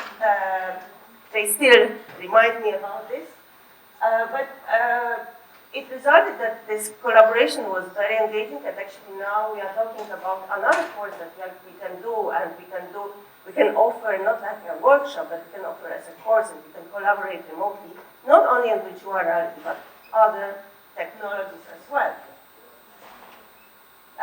So then I said, okay, let's, since we had this accident with students and suddenly they deleted the model, we said, okay, let's try maybe if we offer a course that will be totally in virtual reality. Let's see if it will be engaging, if students would like to do it. And it was quite interesting because we invited students from all AUD. It was an exploratory course, our special topics in landscape architecture, and we had the diverse student background. So for me, we were very excited, together with Karim Basha, who did this course with me. We were very excited. We are going to do everything in virtual reality. Yes, our students from engineering students, they directly jumped. They really enjoyed. What designers did, they said, okay, it's nice, but let's go back to SketchUp, because this is what we know. Let's make a model in SketchUp, and then we're going to put it in virtual reality. But what we've learned also during this experiment, that there is kind of resistance to new technology. And I observed with myself this resistance, because back then in the 90s when I learned 3D Studio, I was so attached to this software that was in the OS that it really took me many years to decide to go to 3D Studio Max under Windows. So we have this resistance of the new technology in the field. We tend to stay with whatever we know. So people who don't have, people without without design background, they were more open because they didn't have any background and they didn't know any design software. So then I was thinking, okay, we have this software. There are still some challenges, glitches, technical problems. In the meantime, of course, the software develops. So, for instance, Gravity Sketch that we used to work with our team back then in 2019 with community. Now it's developed even more. It became even more complicated, and it's not so easy to start to co-create together in virtual reality. But I wanted to check how the whole landscape of technology look specifically in landscape planning. So together with the team, we did the scoping review of more than 50,000 papers using keywords on the intersection of landscape planning and technology. So all of these papers were checked first manually, then we used algorithms, of course, and then like half of them were removed because they didn't, the papers, they didn't have one of the concepts or were totally without concepts we asked. We identified 35 technologies related to landscape planning, but professionals, landscape planners, are using maybe 5, 10 of them. They're not even aware that there is the whole technological landscape out there. And also when we analyzed papers in review of reviews, we found out that only 11% of these papers were really talking about technology in landscape planning. The rest, it was about smart city, about different technologies, and the last sentence always was, and it can be used for landscape planners. But we don't know that it even exists. So, of course, one of these technology was virtual reality, and I was checking virtual reality in professional practice because there is this technological lack in professional practice. There is interest, but on the other hand, there is resistance to adopt it. How we can do it, how it can be useful. So in academia, of course, we are very lucky. We are exposed to all of these technologies, but in professional field, it doesn't work. So there is kind of dichotomy between technology development and its adoption in design field. So technology became science by itself. It's developing very, very quickly, but we are not aware. We are kind of resistant because of many reasons, because we have to train, because of cost, etc. So going back to virtual reality, I had a question. Are we ready for virtual reality? Yes, we are. I asked my students yesterday, and they said, yes, we are. It's so exciting. Is virtual reality ready for us? Not quite. So I think it's a good time to bridge the gap, and we must reimagine our roles from bare end users to active contributors to the technological revolution. And I'm talking it from the perspective of designer, but I think it works in both directions. So engineers who are developing softwares, IT specialists, they can develop it successfully if we are contributing. If we are, for instance, participating in the VR workshop together, they can see what kind of challenges we are facing. So the last message I would like to leave you, from end users to contributors. And I'm very happy that ongoing initiatives for collaboration, and one of them with Daniel Asmar, we are planning to start with VR lab. So everyone is welcome, and we'll see where it's going to lead us. Thank you.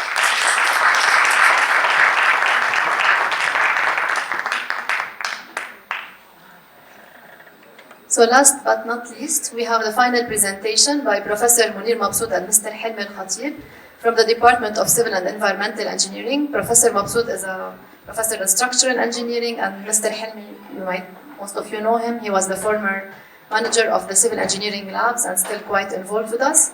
So they're going to tell us their groups are working actively on sustainable construction materials. So let's hear all about it.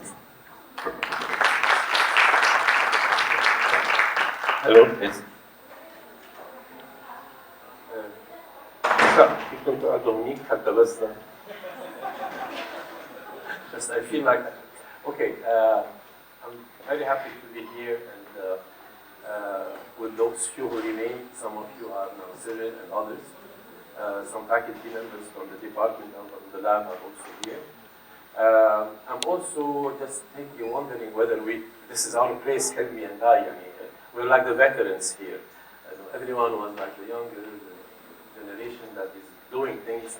And here we're coming to tell you about things of the past.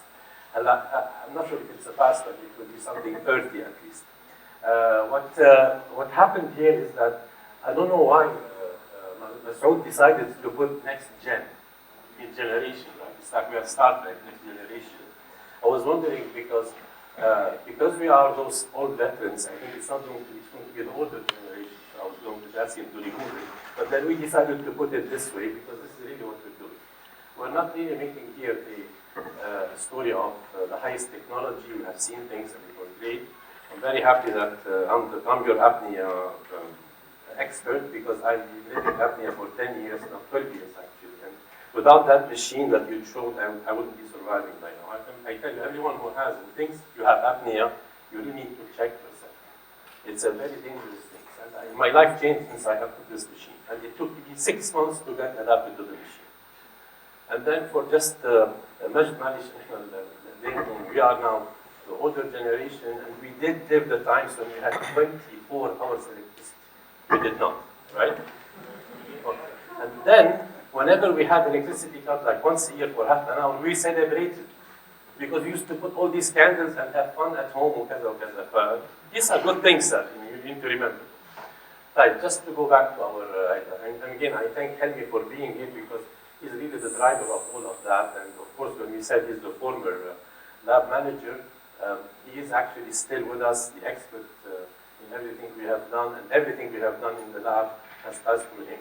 Whatever we're doing here is not my work, it's not probably his own work. He has contributed to all with team and on the team. It's everyone's in the department's work and even beyond the department that we try to put together. Okay? So in that sense, we are really putting this story of everyone, and it's a storytelling. Akid Salah is already making fun of me that I'm taking time. I know that, it's okay. But we'll try to be on time. We're late only anyway, so since we're late and at the end, we can take our time to the end. Right? Right. So this is the deal. We're talking about sustainable materials, things that hopefully will save our Earth. That's why we're earthy here. We're going to try to use Earth to save our Earth and still down to Earth. That's why we say it's not the next gen, it's next Earth. So it's a quick thing. We use exactly the format that we're given. Classics here, innovator. So civil, you know. Introduction, trying to tell the story of what is our natural resources. Why do we have a problem? What's depletion? How can we conserve them? What are we doing in our own little niche in the labs and with the faculty that are doing things? We're not really reinventing things, but we're trying to do things the way we do them and in our own setup that we have, so that we try to do something hopefully good in ways that we're going to try to use different kinds of materials that will supplement or supply or replace those materials that are being depleted, that are affecting our environment, climate change, etc., etc. You know all the story. So there are ways to do it.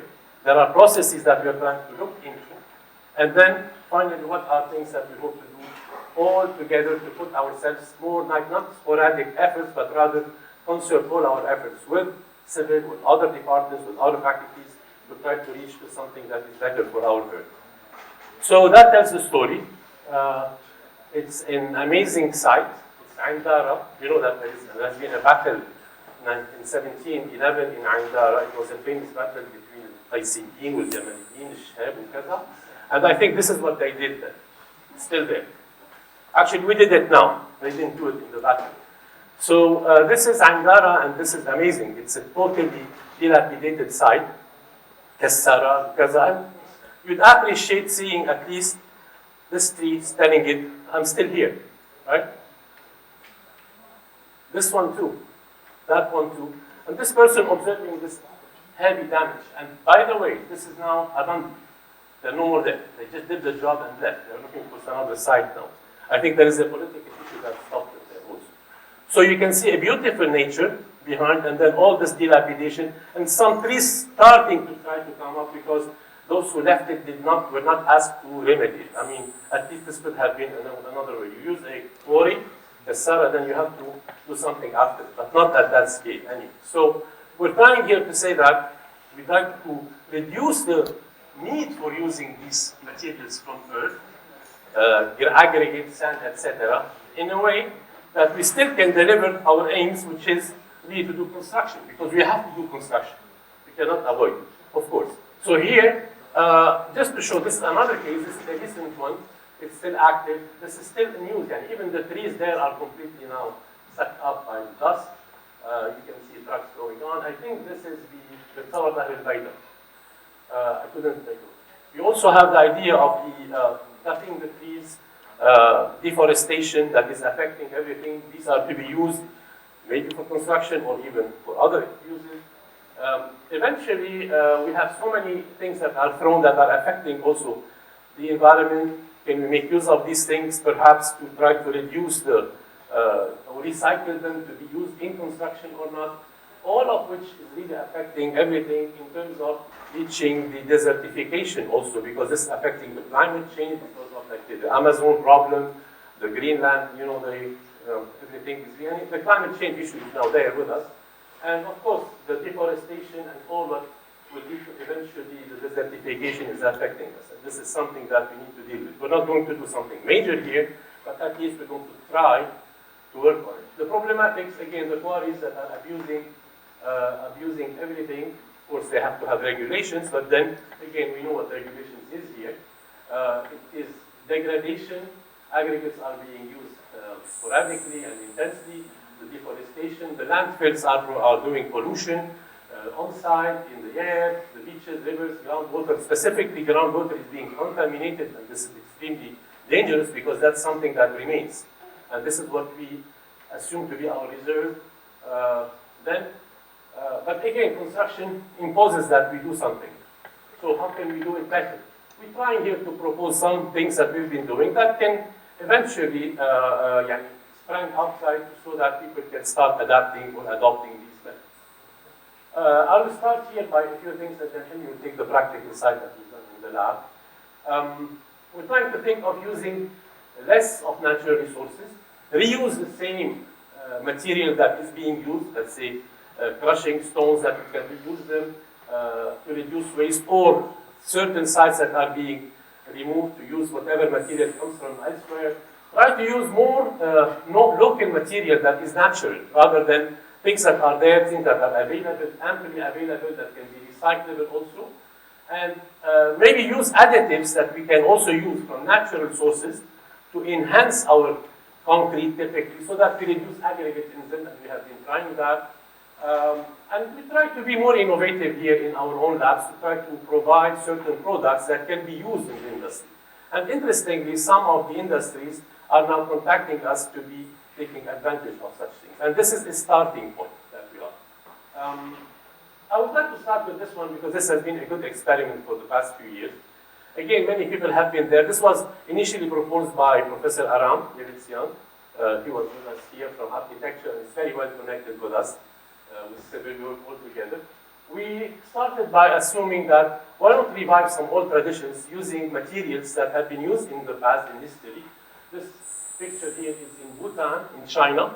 You can see so many constructions that are in Iraq, mainly Babel, or in Yemen, that are also using earthy materials, mud blocks or whatever. They have been used in the past in history. And we are trying here to use this idea of rammed earth. It's a very simple technique. You have earth, you ram it like you do concrete, you pour it, and then you create structures. These are typical walls. You can see these walls next to Niemeyer. They have been built for like 5 years now, still standing there, as strong as any other material. You try to pull them, you cannot. Just watch them when you go to Niemeyer, which is on your right. Look at those walls on your left.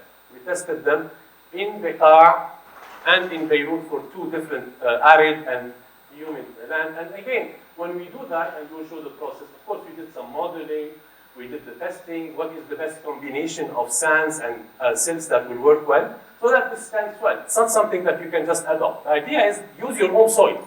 You're going sometimes to dig into the ground because you want to bring some, make a swimming pool in your own construction, and then you use that soil to build your own construction wall. And these are extremely efficient, of course, for all purposes.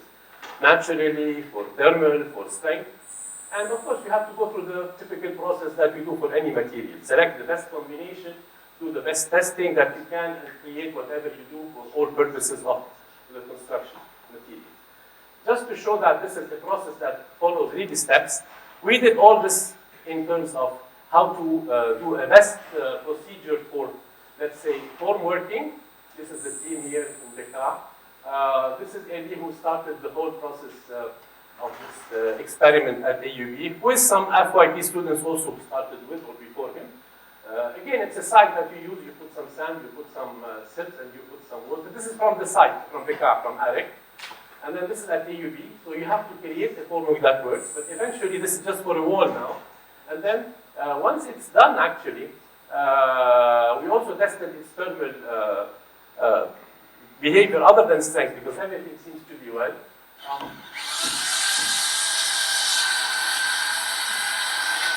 You know what strong is, right? We try to include in this is sand, just sand. So that just shows us how so. This was the purpose of this was to introduce inside those walls some sensors, because we didn't put them at the beginning, we didn't think of it, so that we measured the thermal conductivity and how much they can hold in terms. This is like a testing also of the thermal conductivity, and like we wanted to see how much we can reduce the heat or the cold from out to inside. Furthermore, we did also some, this was done again with Aram and many students, graduate and undergrad sometimes. And this is interesting. This is just now with Shadi Najjar, our expert also in soils, who is doing to try to give us more confidence in this material, which is not new, but we're going to use it in our own local context. This is done as a reliability study, just a master thesis who's defending tomorrow morning. Is Anas Mustafa. It's a reliability analysis of Ramdur to see how much we can use it as a reliable material. For those who know about reliability analysis, it applies to everything. To know this applies to Ramdur. To move forward, we have now then used other type of materials. That is not the material itself now, but rather additives to a material such as fibers. For those who know about using fibers in concrete, that is to enhance its behavior, try to reduce aggregates in it. These can be steel fibers, they can be synthetic fibers, but now we have adopted the idea of using natural fibers. Natural fibers, they come from nature. They can be from palm, from banana. And the interesting thing, if Henry wants to show this, this is like a hair. We cut the hair of some students. I don't know. But actually, this is the hemp. Hemp means hemp. Hashish. But don't worry, we're not smoking it in our labs. These are not. These are the fibers that come from the branches or trunk. Okay. What we do is we take these, and these were actually a project done by the Ministry of Agriculture with the UNDP, which they were planning to do for synthetic mesh, for textiles, and also for medicine. When we knew about it, we called them, we're doing this same thing, but now for materials. So we were part of the deal. They withdrew, the ministry withdrew, UNDP took the money, they didn't want to fund it, we continued. So we kept these things, but we took, these are from fields planted in Lebanon. They are industrial fibers, so don't worry about it. They are not actually the real plant. They are plants that are hemp, and this is hemp, and they are done industrially with the plant that you would like to have removed, okay? But don't worry, we can supply. Anyway, so this is the kind of, it's a thick plant. The good thing about it, and the people that plant it love it, not just because of the hashishi nafsa, because it's very simple. And for those probably in landscape and agriculture, they know. It plants itself every year. It seeds itself. It's very thick. They don't do anything. They just wait and it gets out. So that's why they didn't like when they told them do bananas instead, do apples instead. They did. They stopped the year after because they like this one. Of course, if you tell them do the industrial ham, they will like it, but then they will not like it for others. So, for now, we use this, and to finish and have Henry on this. So, we tested this in terms of using these are fibers. When we do this, it means that we're going to cut them in little pieces, and to try them and to cut them, this is a task on its own. But then when this becomes industrially viable, we have to have machines that do it. We used to do it by hand. You push it, do it this way, cut them. The students who did it was Eli Awad, the first one who started, and many, many others in the department continued. And then it shows here that we tested them in many things, blocks, typical beams. These are beams with steel. And then we do their behavior, and then we do everything to show that they are good, ductile. They reduce 20 to 30 to 40% of the aggregate if we put these. And these are there. They have to be thrown. Okay? Even if you do it for banana, for palm, you want to throw everything. You take the banana and then later on you throw it from. Then we use them and we build these. Just this is to show that we have done this in sheets. These are sheets of like textiles. We can use them to wrap columns. They become extremely good and ductile. We imported these because we don't have them. We use these in walls that can be partitions. They can strengthen the wall. They become very good for earthquake also resistance. And again, just to see the scale of the hem, the thickness and the scale. So now here you have this person on the top. This is how it would look like if you go to the Bekaa. If you see them, sometimes you smell if you walk on those alleys. But then by just going there, you can observe how much thick and how much dense they could be. But then some good people in the department like Salah and Shadi came in and used the soil also and pavements actually with the Rassan, I think. They did some work. They put the ham inside soils. And interestingly, the soil which you think is very weak becomes very strong. This is not concrete, this is soil. You can never test the soil easily in bending. But then when you put these inside, you can see what happens. It resists bending, so it becomes much stronger. The soil under you becomes stronger by just inserting, mixing it with ham. And look at when it breaks, you can see the hem fibers, how they look like. They have attached these soils which never like tension, now they made it work well together. So, in that sense, we have other materials to talk about, and I'll give the floor to Tell me, please. We want to replace the aggregate with a different material. The first material that we think about is glass, especially colored glass. Colored glass usually cannot be recycled, cannot be melted again and used again. So that's why we need to dispose it. So we thought about using it to replace the aggregate inside the concrete. And to make the idea interesting, we thought about doing or constructing what we call transparent concrete. The idea is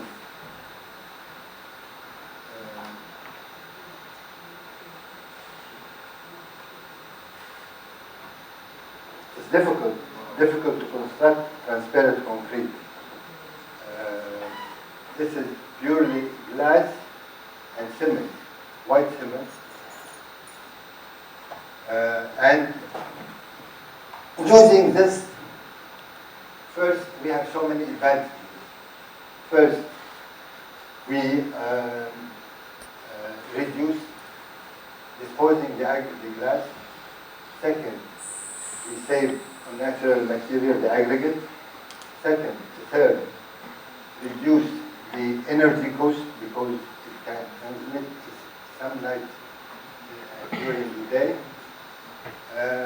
And also, the main stuff, it's nice, it's artistic. This is fully replacing the aggregate with this colored glass. It's very nice. It can be used in walls and also it can be used in floors like the mosaic type. So this is one way to use the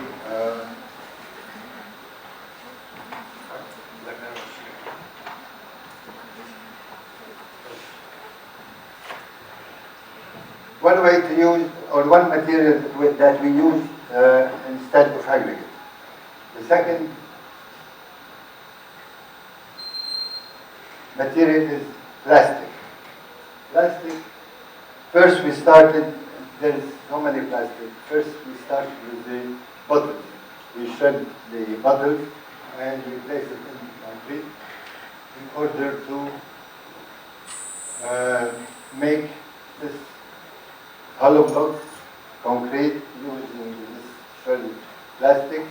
First, using this plastic will reduce the weight, can dispose these bottles, and also it is thermal conductive, so it reduces the energy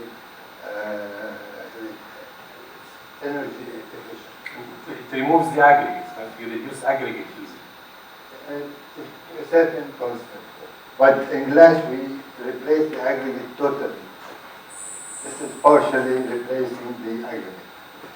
Now, for this plastic waste, it's two types, the bottle and a lot of plastic waste. I will talk about it. This next material that we use is cork. Also, we place it in the concrete. Also, because cork give us lightweight concrete, and also in addition to it, it is thermal insulating and also sound insulating, and we reduce the waste of cork.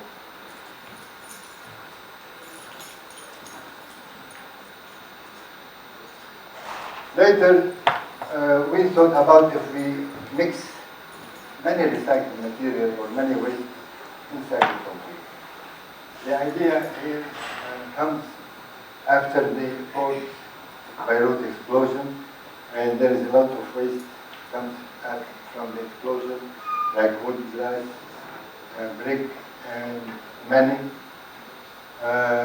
We asked the students to build the landmark, the silo, the wheat silo, and to use as much as they can from these demolishing wastes. Just for an idea to see if we can use more than one sample as recycled material.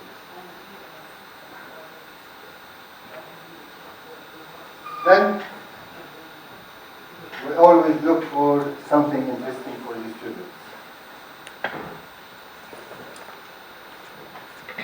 We had a project for the students. To design an interlocking blocks that we can build walls with it in any direction, and we can construct and smelt without using any of the molding material. It's fast to construct and also fast to dismantle. So the project started with first we give it to students to design the shape of the interlocking block. Then they go to the red room to 3D print the mold, the negative first of the interlocking block.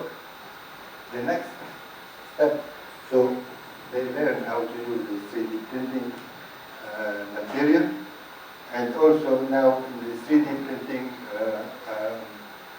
room, they are trying to use recycled plastic to make the filaments to produce the 3D printing. After we finish with this,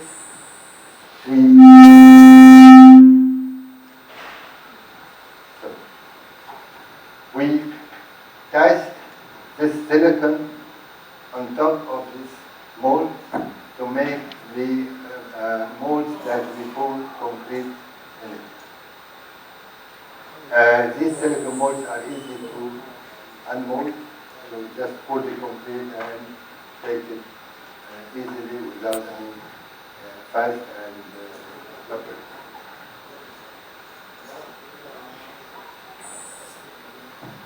So these are concrete. So this is the third stage from the construction. So our students learn many design, 3D printing, casting concrete, and we add to it a very important part that we told them that in the concrete that they cast, they can use any recycled material. All what we talk about, in addition to a new project that we are working on using. These are different designs of the interlocking blocks. This is just as we were preparing this, you also remembered that we have a very interesting current thesis done by student Antoinette Aboujaoud, who graduated under Dr. Issam's supervision, Issam's rule, where also the idea of having construction demolition and using these waste is something is always talked about. We have so much demolition, of course, not that we are lucky that we have it with different events, but when we have it, we have this and we have tons of demolished things, we can try to make use of them. So they did kind of a framework, discussing it with policies, with government, and they presented it in several forums. This is the idea that make sure that you try to put a framework for your demolition of capturing all the material that comes out, the concrete, steel, rubber, etc., and then try to provide a way to use to make sure that you benefit from it, as expenses and as time and as everything. And so again, thank you for providing the slide today, Issam.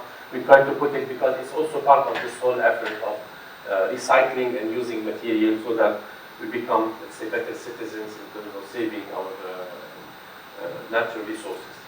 So last, I think we are there. We will come to the last part, is the plastic waste. This waste, we are working, it's a future project working with an external agency with it. They are cleaning the beaches of Lebanon. This waste comes from Ramlet Dubaida. They clean the beach, and because this plastic are dissolved in its waste, are dissolved in water, and they are microplastic that affect the sea life. And we are trying to use this plastic inside the concrete as recycled material. And this is the Ramlet Dubaida beach before and after. And this is a new project that we are working, that we will be working with as material. And we have like a graduate student work on the mixed design. And the other part, which is very important, is the environmental part. We want to see if this waste can affect the quality of the concrete. And this is done by Dr. Salam, Salam, that will supervise the part of the environmental part. Thank you. I think that the idea here is it's a global project that we're working with many partners.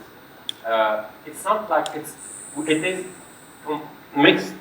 It's mainly made of plastics, but the idea is we're not going to try remove the plastics, and we're going to take whatever is there. It can be 60-70% plastics, and see what we can do if we can make use of this as recycled as is. Because if you want to do this, trying that, it becomes something hectic. But if we can really use and see if it benefits us or not. And we started, and that's why it started before, and now you postponed it, because we started some experiments. We're working for Serious for Care, UNDP is supporting, many are interested, because they can do that not just in beaches, but the beaches are the key, because you can save your beach from the dirt. Of course, we'd like not to have these things thrown, but if they are thrown and someone is collecting them, they don't want them to go back to the sea, which happens. So it pollutes the sea, and it's also very bad for the marine life. So it's all an integrated work that we're doing. So I think this is promising. We have also a much bigger project that is to be done nationally. We have applied to a big grant to get it. Then we can work on this. Everything we've talked about will become part of one single project about how do we maintain our environment in terms of using sustainable materials. I did mention that this is something that is done by many. This is just a few. I hope I didn't miss anyone from the professors at least. Helmi, Dima, and all the people that are Bilal, etc., etc. These are the people who have worked on different times and different periods on such materials. Graduate students, we have two now. We didn't add them. Those who are working now on the plastics. This is the list of the students from all aspects. We do have many, many undergraduates. We didn't put the names here because they worked in different times. And then last, we're working also with Hamad Harb now, and perhaps others will be also involved in the Red Room, in some of the projects that we didn't mention because it's just starting. And of course, many external internal partners and funders now have shown interest, mainly industries, by the way. Those industries we thought are not interested, they showed interest because they also to promote themselves as good citizens, and we don't mind. I think that will be it. Perhaps we were the last. Any questions?